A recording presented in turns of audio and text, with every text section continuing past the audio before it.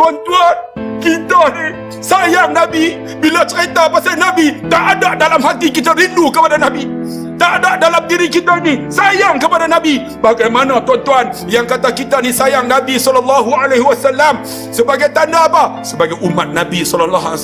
Sebab itu tuan-tuan, sahabat sayang Nabi berbeza dengan kita.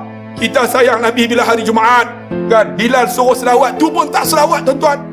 Sebab itulah marilah tuan-tuan, kita selawat dekat Nabi banyak-banyak sebagai tanda sayang. Kalau tak ada Nabi, siapa kita? Dan saya yakin tuan-tuan, bila kita selalu ingat Nabi, kita harap kita dapat bangun esok di akhirat nanti. Nabi akan kata, ummati, ummati, ummati. Ini umatku, umatku. Dan Nabi mengaku kita sebagai umat Nabi Muhammad SAW. Itulah para sahabat sayang Nabi. Dan kita berbeza. Marilah kita mencontohi para sahabat supaya kita akan dibangun dengan Nabi dan para sahabat dan para salafus salih.